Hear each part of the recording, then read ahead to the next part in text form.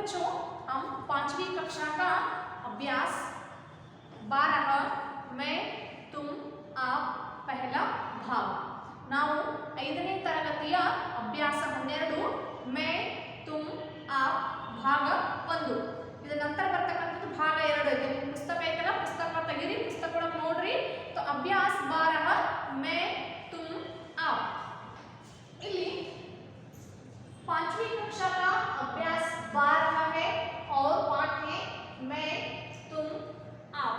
तो मैं तुम आप इन शब्दों को जो अर्थ है मैं नानु, तुम ನೀನು, आप ನೀವು, ಇದನ್ನ ನೆನಪಿಟ್ಕೊಡ್ರಿ. मैं ಅಂದ್ರೆ ನಾನು, तुम ಅಂದ್ರೆ ನೀನು, आप ಅಂದ್ರೆ ನೀವು ಅಂತಕ್ಕಂತಹ ಅರ್ಥವನ್ನ ಸೂಚಿಸತಕ್ಕಂತಹ ಶಬ್ದಗಳು. ಈ ಪಾಠದ ಹೆಡ್ಡಿಂಗ್ ಅಂದ್ರೆ ಪಾಠದ ಹೆಸರನ್ನ ಮೊದಲು ತಿಳ್ಕೊಳ್ರಿ ವಿದ್ಯಾರ್ಥಿಗಳೇ. ಇಲ್ಲಿ ನೋಡ್ರಿ, 5ನೇ ತರಗತಿಯ ಅಭ್ಯಾಸ 12 मैं तुम आप ಭಾಗ 1. मैं ಅಂದ್ರೆ ನಾನು, तुम ಅಂದ್ರೆ ನೀನು, आप ಅಂದ್ರೆ ನೀವು ಅಂತಕ್ಕಂತಹ ಅರ್ಥವನ್ನ ನೀಡುತ್ತದೆ. तो इन विभागों में अ के वाक्यों को पढ़िए. विभाग ब और क में टीक टीक वाक्य लिखिए. ಇಲ್ಲಿ ಏನು ಹೇಳ್ಯಾರಂದ್ರೆ ವಿಭಾಗ ಭಾಗ ಅ ಐತಲ್ಲ, ಅ ದಲ್ಲಿಯ ವಾಕ್ಯಗಳನ್ನ ಓದಿ. ವಿಭಾಗ ಬ ಮತ್ತೆ ಕ ಏನು ವಿಭಾಗಗಳದಾವಲ್ಲ, ಆ ಒಂದು ವಿಭಾಗಗಳಲ್ಲಿ ಸರಿಯಾದ ಶಬ್ದಗಳನ್ನ ಬರೆದು ವಾಕ್ಯಗಳನ್ನ ಪೂರ್ಣ ಮಾಡ್ರಿ ಅಂತ ಹೇಳ್ಯಾರ.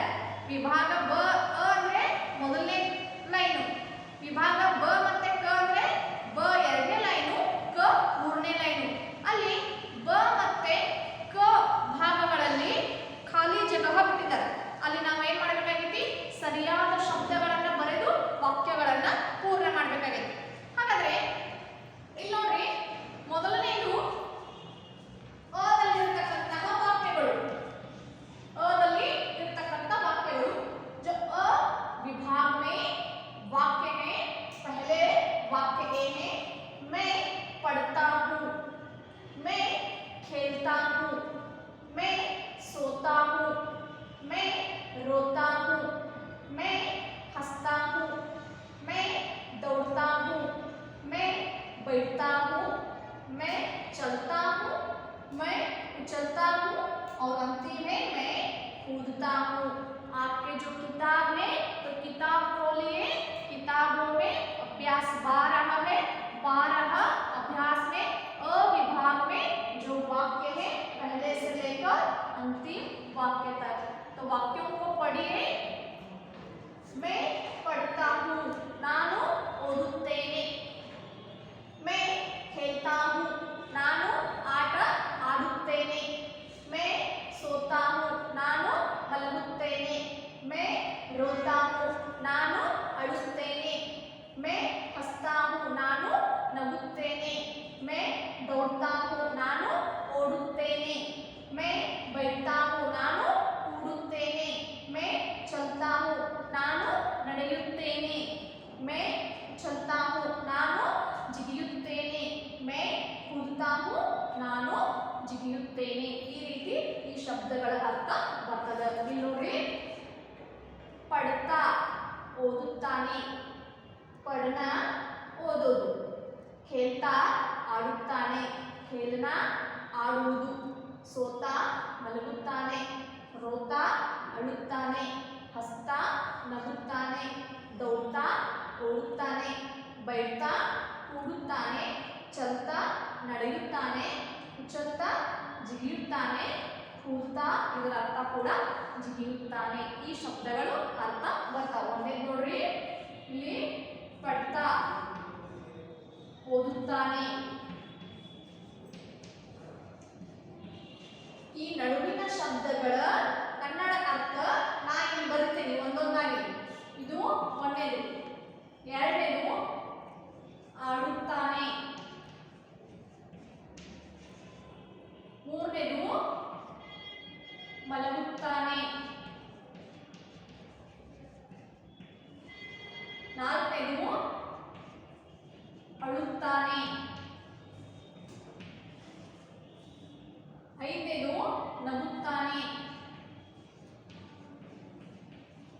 ಐದನೇದು ನಗುತ್ತಾನೆ, ಆರನೇದು ಓಡುತ್ತಾನೆ,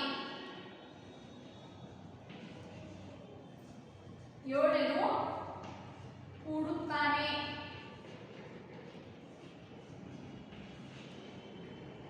ನಡೆಯುತ್ತಾನೆ,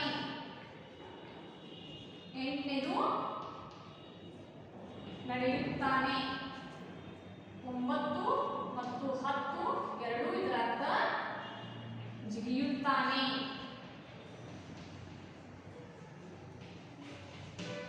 ಇದು ಕನ್ನಡ ಅರ್ಥ. ಇಲ್ಲಿ ನೋಡ್ರಿ, ಇದು ಶಬ್ದಾರ್ಥ. ಇಲ್ಲಿ ಮೈ ಅಂದ್ರೆ ನಾನು, ಪಡ್ತಾ ಅಂದ್ರೆ ಓದುತ್ತಾನೆ, ಮೈ ಪಡ್ತಾ ಹೂಂ, ನಾನು ಓದುತ್ತೇನೆ. ಹಾಗಾದ್ರೆ ಇಲ್ಲಿ ನಾನು ಓದುತ್ತೇನೆ ಇದನ್ನ ನಾವು ಬ ಮತ್ತೆ ಕ ವಿಭಾಗಕ್ಕೆ ತಗೊಂಡಾಗ ಯಾವ ರೀತಿ ಶಬ್ದಗಳು ಬದಲಾವಣೆ ಆಗ್ತದ ನೋಡ್ರಿ. ಯಾಕಂದ್ರೆ ಇಲ್ಲಿ ಮೇ ಸಂಬಂಧಪಟ್ಟಂತ ವಾಕ್ಯಗಳು, ಇಲ್ಲಿ ತುಮ್ ನೀನು ಅಂತಕ್ಕಂಥ ಸಂಬಂಧಿಸಿದ ವಾಕ್ಯಗಳು, ಇಲ್ಲಿ ಆ ನೀವು ಅಂತಕ್ಕಂಥ ಸಂಬಂಧಿಸಿದಂತ ವಾಕ್ಯಗಳು. ಹಾಗಾದ್ರೆ ಇಲ್ಲಿ ಮೇ ನಾನು, ಇಲ್ಲಿ ತುಮ್ ನೀನು, ಇಲ್ಲಿ ಆ ನೀವು. ಇದನ್ನ ನೆನಪಿಟ್ಕೊಳ್ಳಿ. तो मैं पढ़ता हूँ अ विभाग के वाक्य हैं. तो ब विभाग में ऐसे वाक्य होते हैं तुम खेलते हो. पहले वाक्य कौन सा है? मैं पढ़ता हूँ. तो तुम पढ़ते हो, आप पढ़ते हैं.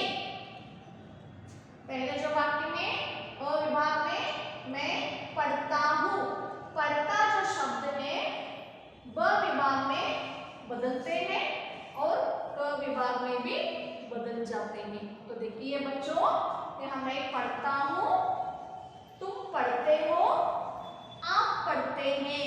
ಹಿಂಗಂದ್ರೆ ಕನ್ನಡ ಅರ್ಥ, ನಾನು ಓದುತ್ತೇನೆ, ನೀನು ಓದುತ್ತೀಯ, ನೀವು ಓದುತ್ತೀರಿ. ಹಾಗಾದ್ರೆ ಇಲ್ಲಿ ನಾವು ಖೇಲ್ತಾ, ಇಲ್ಲಿ ಶಬ್ದ ಪರಿವರ್ತನೆ ಆಗ್ತದ, ಖೇಲ್ತೆ ಅಂತಕ್ಕಂಥದ್ದು ಬರ್ತದೆ. ಇಲ್ಲಿ ನೋಡ್ರಿ, ಮೊದಲ ಲಕ್ಷ್ಯವಿಟ್ಟು ನೋಡ್ರಿ, ಸ್ವಲ್ಪ ಕನ್ಫ್ಯೂಷನ್ ಆಗಬಹುದು, ನಿಮಗ ಗೊಂದಲವನ್ನ ಹುಟ್ಟಿಸಬಹುದು. ಇನ್ನೊಮ್ಮೆ ಹೇಳ್ತೀನಿ ನೋಡ್ರಿ. मैं पढ़ता हूँ, मैं पढ़ता हूँ ಇದರ ಅರ್ಥ ನಾನು ಓದುತ್ತೇನೆ. ಹಾಗಾದ್ರೆ ನಾನು ಓದ್ತೇನೆ ಅಂದ್ರೆ ಮೈ ಸಂಬಂಧಿಸಿದ ವಾಕ್ಯ. ಇನ್ನು ನಿನಗೆ ಸಂಬಂಧಿಸಿದ ವಾಕ್ಯ ಹೇಳ್ಬೇಕಲ್ಲ ನಾನು. ಹಾಗಾದ್ರೆ ತುಮ್ ಪಡ್ತೆ ಹೋ, ನೀನು ಓದುತ್ತೀಯ. ಇನ್ನ ಗೌರವವನ್ನು ಸೂಚಿಸತಕ್ಕಂಥದ್ದು ವಾಕ್ಯ ಇದೆ. ಆಪ್ ಪಡ್ತೇನೆ, ನೀವು ಓದುತ್ತೀರಿ. ಹೈ ಮೇಲೆ ಬಿಂದು ಕೊಡಬೇಕು, ನೀವು ಓದುತ್ತೀರಿ. ಹಾಗಾದ್ರೆ ಎರಡನೇದು ಮೈ ಖೇಲ್ತಾ ಹೂ, ನಾನು ಆಡುತ್ತೇನೆ. ಹಾಗಾದ್ರೆ ಇಲ್ಲಿ ಏನ್ ಬರಬೇಕು? ತುಮ್ ಖೇಲ್ತೆ ಹೋ, ನೀನು ಆಡುತ್ತೀಯ. ಇಲ್ಲಿ ಈ ಕಡೆಗೆ ಆಪ್ ಖೇಲ್ತೆ ಹೈ, ಇಲ್ಲಿ ಆಪ್ ಖೇಲ್ತೆ ಹೈ. ಇನ್ನು ಮುಂದೆ ಶಬ್ದಗಳನ್ನು ಪರಿವರ್ತನೆ ಮಾಡಿ ಬರಲಿಕ್ಕೆ ನೀವು ಪ್ರಯತ್ನ ಮಾಡಿ. ಮೂರನೇದು ಮೈ ಸೋತಾ ಹೂ, ನಾನು ಮಲಗುತ್ತೇನೆ. ಹಾಗಾದ್ರೆ ನೀ ಏನ್ ಮಾಡ್ತಿ? ತುಮ್ ಸೋತೆ ಹೋ, ನೀನು ಮಲಗುತ್ತೀಯ. ಮೈ ಸೋತಾ ಹೂ, ತುಮ್ ಸೋತೆ ಹೋ. ಹಾಗಾದ್ರೆ ಸೋತಾ ಅಂತಕ್ಕಂಥ ಶಬ್ದ ಬ ವಿಭಾಗದಲ್ಲಿ ಸೋತೆ ಅಂತಕ್ಕಂಥದ್ದು ಬರ್ತದೆ.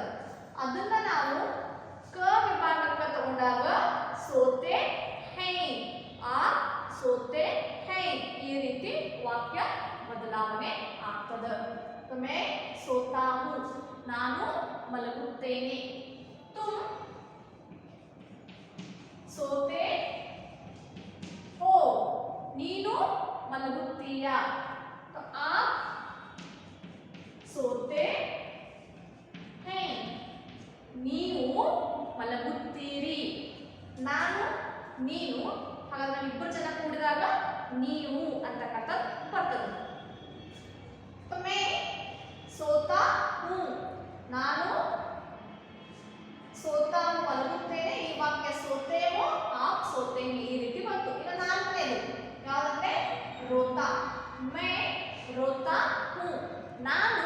ಅಳುತ್ತೇನೆ. ತುಮ್ ರೋತೆ ಹೋ. ತುಮ್ ರೋತೆ ಹೋ. ಹಾಗಾದ್ರೆ ನಾನು ಮತ್ತೆ ನೀನು ಅಳಾತೀನಿ ಅಂದ್ರೆ ನಮ್ಮಿಬ್ಬರನ್ನ ಸೇರಿಸಿದಾಗ ನೀವು ಆಗ್ತದ. ಹಾಗಾದ್ರೆ ಆ ರೋತೆ ಹೇ. ಮೈ ಹಸ್ತಾ ಹೂ. ನಾನು ನಗುತ್ತೇನೆ. ಮೈ ಹಸ್ತಾ ಹೂ. ನಾನು ನಗುತ್ತೇನೆ. ತುಮ್ ಹಸ್ತೆ ಹೋ. ನೀನು ನಗುತ್ತೀಯ. ಇದನ್ನೇ ಬಹುವಚನ ತಗೊಂಡಾಗ ಆ ಹಸ್ತೆ ಹೇ. ಹೈ ಮೇಲೆ ಬಿಂದು ಕೊಡಬೇಕು. ಮೈ ದೌಡ್ತಾ ಹೂ. ನಾನು ಓಡ್ತೇನೆ. ಹಾಗಾದ್ರೆ ನನ್ನ ಜೊತೆ ನೀನು ಏನ್ ಮಾಡಬೇಕು? ಓಡ್ತೀಯ. ಹಾಗಾದ್ರೆ ಹಿಂದಿ ಒಳಗೆ ಏನಂತೀವಿ ಅದಕ್ಕೆ? ತುಮ್ ದೌಡ್ತೆ ಹೋ. ನೀನು ಓಡುತ್ತೀಯ. ತುಮ್ ದೌಡ್ತೆ ಹೋ. ಹಾಗಾದ್ರೆ ನಾವು ಇಬ್ಬರು ಜನ ಸೇರಿದಾಗ ಏನಾಗ್ತೈತಿ? ಆ ದೌಡ್ತೆ ಹೇ. ಹೌದು. ಇನ್ನು ಮುಂದಿನ ವಾಕ್ಯ ನೀವೇ ಹೇಳಲಿಕ್ಕೆ ಪ್ರಾರಂಭ ಮಾಡ್ರಿ. ಮೈ बैठता हूँ. तुम बैठते हो. तुम बैठते हो. ಹಾಗಾದ್ರೆ ಮುಂದೆ ಬರ್ತಕ್ಕಂಥ ವಾಕ್ಯದಲ್ಲಿ ಕ ವಿಭಾಗದಲ್ಲಿ ಆ बैठते हैं. ಇನ್ನ मैं चलता हूँ. तुम चलते हो. तुम चलते हो. आप चलते हैं. ಹಾಗಾದ್ರೆ ಎರಡು ವಾಕ್ಯಗಳನ್ನು ನೀವು ಮಾಡಿ ನೋಡೋಣ. मैं उछलता हूँ. तुम उछलते हो. तुम उछलते हो. आप उछलते हैं. ಇನ್ನ ಕೊನೆಯ ಒಂದು ವಾಕ್ಯ ನೋಡಿ. मैं कूदता हूँ. ನಾನು ಜಿಗಿಯುತ್ತೇನೆ. तुम कूदते हो. तुम कूदते हो. तो आप कूदते हैं. ನಾನು ಜಿಗಿಯುತ್ತೇನೆ. ನೀನು ಜಿಗಿಯುತ್ತೀಯ. ನೀವು ಜಿಗಿಯುತ್ತೀರಿ. ಇಲ್ಲಿ ಬರ್ತಕ್ಕಂಥ ವಾಕ್ಯಗಳು ನನಗಷ್ಟು ಸಂಬಂಧಪಟ್ಟ ವಾಕ್ಯಗಳು. ನಡುವೆ ಬರ್ತಕ್ಕಂಥ ವಾಕ್ಯಗಳು ಬೇರೆಯವರಿಗೆ ಅಂದ್ರೆ ನಿನಗೆ ಸಂಬಂಧಪಟ್ಟಂತ ವಾಕ್ಯಗಳು. ಈ ನನಗೆ ಸಂಬಂಧಪಟ್ಟ ವಾಕ್ಯಗಳು, ನಿನಗೆ ಸಂಬಂಧಪಟ್ಟ ವಾಕ್ಯಗಳು ಎರಡನ್ನ ಸೇರಿದಾಗ ನೀವು ನಮಗೆ ಅಂದ್ರೆ ಆ ನೀವು ಅಂತಕ್ಕಂಥದ ಶಬ್ದಗಳು ಬರ್ತಾವೆ. ಓದ್ತೇ ನೋಡ್ರಿ ಒಂದ್ಸಲ. मैं पढ़ता हूँ. तुम पढ़ते हो. आप पढ़ते हैं. मैं खेलता हूँ. तुम खेलते हो. आप खेलते हैं. मैं सोता हूँ. तुम सोते हो. आप सोते हैं. ಇದರ ಕನ್ನಡ ಅರ್ಥ ನಾನು ಓದುತ್ತೇನೆ. ನೀನು ಓದುತ್ತೀಯ. ನೀವು ಓದುತ್ತೀರಿ. मैं रोता हूँ. तुम रोते हो. आप रोते हैं. मैं हंसता हूँ. तुम हंसते हो. आप हंसते हैं. मैं दौड़ता हूँ. तुम दौड़ते हो. आप दौड़ते हैं. मैं बैठता हूँ. तुम बैठते हो. आप बैठते हैं. तो मैं चलता हूँ. तुम चलते हो. आप चलते हैं. मैं उछलता हूँ. तुम उछलते हो. आप उछलते हैं. मैं कूदता हूँ. तुम कूदते हो. आप कूदते हैं. ಈ ರೀತಿ ವಾಕ್ಯಗಳು ಬರ್ತಾವು. ಇನ್ನ ಲಿಖಿए और याद कीजिए. ಕೆಳಗಡೆಗೆ ನಿಮ್ಮ ಪುಸ್ತಕ ವಾಕ್ಯ ಆದ ನಂತರ ಬರೆಯಿರಿ ಮತ್ತು ನೆನಪು ಮಾಡ್ಕೊಳ್ಳೋಕೆ ನಾವು ವಾಕ್ಯವನ್ನ ಬರೀಬೇಕಾದ್ರೆ ನಾವು ನೆನಪು ಮಾಡ್ಕೊಳ್ಬೇಕಾಗುತ್ತೆ. ಏನು ನೆನಪು ಮಾಡ್ಕೊಂಡು ವಾಕ್ಯಗಳನ್ನು ಬರೆಯೋದು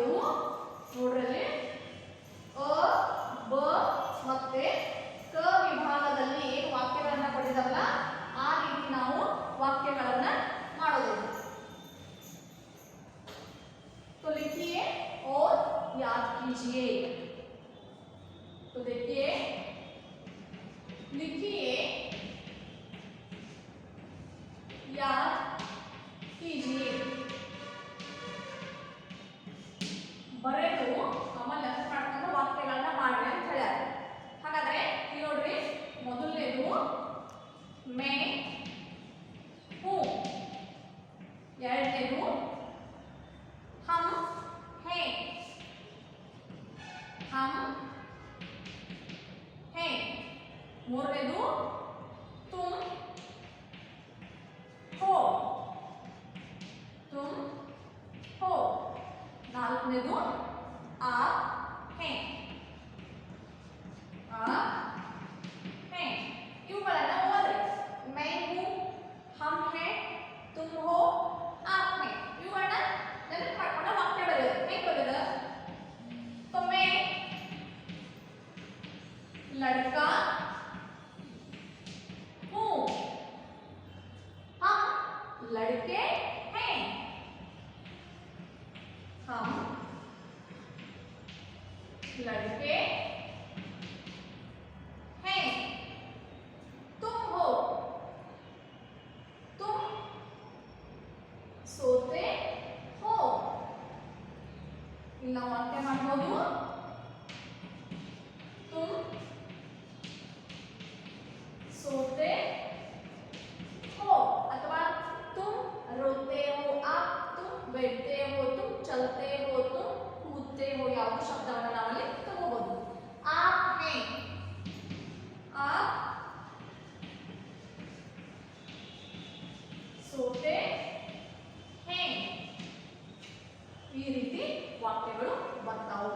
ಹಾಗಾದ್ರೆ मैं हूँ, मैं लड़का हूँ, हम हैं, ಇಲ್ಲಿ ವಾಕ್ಯ ಮಾಡ್ತಾ ಇದ್ದಾವೆ. हम लड़के हैं.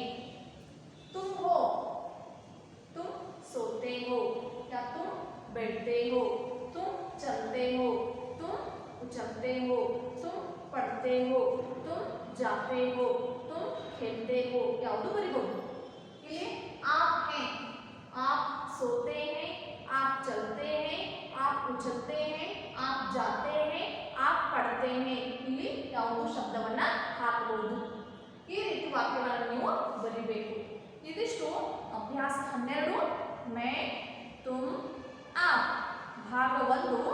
ಇದರಲ್ಲಿ ಬರ್ತಕ್ಕಂತಹ ಇದು ಪಾಠದ ವಿವರಣೆ. ಮೊದಲ ಅ ಭಾಗದಲ್ಲಿ ಬರ್ತಕ್ಕಂತಹ ವಾಕ್ಯಗಳನ್ನು ಓದಿದ್ವು. ನೀವು ಕೂಡ ಏನು ಮಾಡಿ ಮನೆಯಲ್ಲಿ ಓದಿ. ಎರಡನೇದು ಏನು ಮಾಡಿದ್ವು?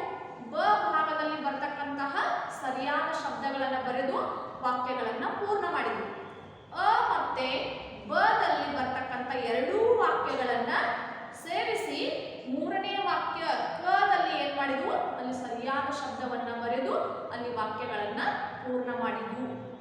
ಹಾಗಾದ್ರೆ ಮೊದಲ ನೀವು ವಾಕ್ಯಗಳನ್ನು ಏನು ಮಾಡಿ ಪುಸ್ತಕ ಒಳಗ ಪೂರ್ಣ ಮಾಡಿ, ಆಮೇಲೆ ಫೇಸ್ಬುಕ್ ಒಳಗ ಮೊದಲು ಅ ವಿಭಾಗದ ವಾಕ್ಯಗಳನ್ನು ಬರೀರಿ, ಆಮೇಲೆ ಬ ವಿಭಾಗದ ವಾಕ್ಯಗಳನ್ನು ಬರೀರಿ, ಕ ವಿಭಾಗದ ವಾಕ್ಯಗಳನ್ನು ಬರೀರಿ, ಆಮೇಲೆ ಲಿಖಿಯೇ ಅವ್ರು ಯಾದ್ ಕೀಜಿಯೇ ಅಂತ ಐತಿ ಕೆಳಗಡೆಗೆ 1 2 3 4 ನಂಬರ್ ಅದಾವಲ್ಲ, ಅವುಗಳನ್ನು ಈ ರೀತಿ ಬರೀರಿ. ಮೊದಲು ಇವುಗಳನ್ನು ಬರ್ಕೊಡ್ರಿ, ತದನಂತರ ವಾಕ್ಯಗಳನ್ನು ಪೂರ್ಣ ಮಾಡ್ರಿ. ಇದಿಷ್ಟು 5ನೇ ತರಗತಿಯ ವಿದ್ಯಾರ್ಥಿಗಳಿಗೆ ಅಭ್ಯಾಸ 12 मैं तुम आप ಭಾಗ 1ದ ವಿವರಣೆ. ಜೊತೆಗೆ ನೀವೇನು ಮಾಡಬೇಕು? ಬರೆಯೋದರ ಜೊತೆಗೆ ಬರೆದು ಅಷ್ಟ ಬಿಡಂಗಿಲ್ಲ, ಅವುಗಳನ್ನು ಓದಬೇಕು ಅಂತ ಹೇಳ್ತೀನಿ. ಇಲ್ಲಿ ಈ ಒಂದು ಅಭ್ಯಾಸವನ್ನು ಮುಗಿಸ್ತಾ ಇದ್ದೀನಿ. ಇನ್ನು ಮುಂದಿನ ಅವಧಿಯಲ್ಲಿ ಮುಂದಿನ ಪಾಠವನ್ನು ಅಭ್ಯಾಸ